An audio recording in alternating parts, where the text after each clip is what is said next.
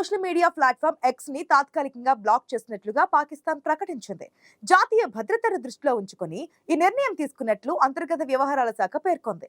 Social media X వినియోగం వల్ల వినియోగదారులు ఇబ్బందులు ఎదుర్కొంటున్నారని వెల్లడించారు. గురూజీ రామ్ నారాయణ్ జీ ప్రపంచ ప్రఖ్యాత జ్యోతిష్యులు ఇప్పుడు మన హైదరాబాద్ లో ఎటువంటి సమస్యలకైనా తక్షణ పరిష్కారం చేయబడును. సంప్రదించండి 96651137 9000004357.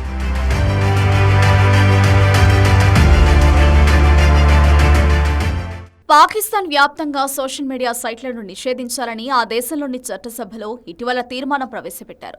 సోషల్ మీడియా సైట్లపై బ్యాన్ విధించాలని సెనెట్లో పాకిస్తాన్ పీపుల్స్ పార్టీకి చెందిన సెనేటర్ బహ్రమంద్ టాంకీ తీర్మానాన్ని ప్రవేశపెట్టారు.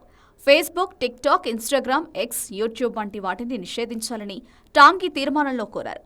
యువతరం పెడదవ పట్టకుండా వినాశకరమైన ప్రభావాల నుంచి రక్షించేందుకు దేశంలో సోషల్ మీడియాను బ్యాన్ చేయాలని కోరారు. భాష, మతం ఆధారంగా ప్రజల మధ్య విద్వేషాన్ని సృష్టించడం, సంస్కృతికి వ్యతిరేకంగా ప్రచారం చేయడానికి వీటిని ఉపయోగిస్తున్నారని తీర్మానంలో పేర్కొన్నారు. పాకిస్తాన్ ఆర్మీకి దేశ ప్రయోజనాలకు వ్యతిరేకంగా సోషల్ మీడియా ప్లాట్ఫామ్స్ ఉపయోగించడంపై ఆందోళనలు ఉన్నాయని టాంగీ పేర్కొన్నారు.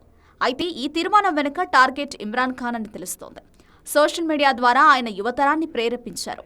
ఏ వ్యక్తి పార్టీ గురించి స్పష్టంగా ప్రస్తావించుకున్న యువతను ఇమ్రాన్ ఖాన్ పార్టీ పాకిస్తాన్ తెహ్రీక్ ఇన్సాఫ్ దూరం చేయాలనే ఉద్దేశం కనిపిస్తోందని ఆ పార్టీ వర్గాలు చెబుతున్నాయి. మరోవైపు పాకిస్తాన్ వ్యాప్తంగా యువతలో అక్కడి సైన్యంపై గౌరవం అనేది తగ్గుతోంది. దీనికి కూడా సోషల్ మీడియా ప్రభావం కారణమని సంప్రదాయ పాక్ రాజకీయ నాయకులు భావిస్తున్నారు.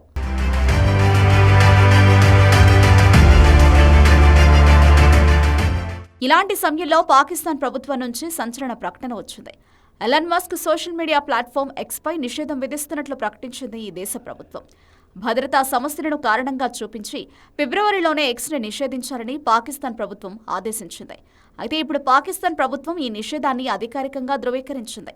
దీంతో ఎలాన్ మస్క్ ఎక్స్ కి సంబంధించిన సిబ్బంది కోర్టు మెట్లు ఎక్కింది. మైక్రో బ్లాగింగ్ సైట్ ఎక్స్ పై నిషేధాన్ని రద్దు చేయాలని యాజమాన్యం పాకిస్తాన్ సింధ్ హైకోర్టును ఆశ్రయించింది. దీంతో హైకోర్టు ఈ నిషేధాన్ని ఎత్తివేయాలని ప్రభుత్వాన్ని ఆదేశించింది. నివేదిక ప్రకారం ఒక వారంలోగా నిషేధాన్ని ఎత్తివేయాలని పాకిస్తాన్ ప్రభుత్వాన్ని కోర్టు కోరింది. పాకిస్తాన్ ప్రభుత్వం కోర్టులో దాఖలు చేసిన అఫిడవిట్ ప్రకారం ఎక్స్ ప్లాట్ఫామ్ దుర్వినియోగానికి గురవుతుందని, ఇందుకు సంబంధించిన జాతీయ భద్రతా సమస్యలను పరిష్కరించడంలో ఎక్స్ విఫలమైందని పేర్కొంది. అందుకనే ఎక్స్ పై నిషేధం తప్పనిసరి అయిందని వెల్లడించింది. అయితే ఈ విషయంపై ఎక్స్ ఎటువంటి ప్రకటన విడుదల చేయలేదు.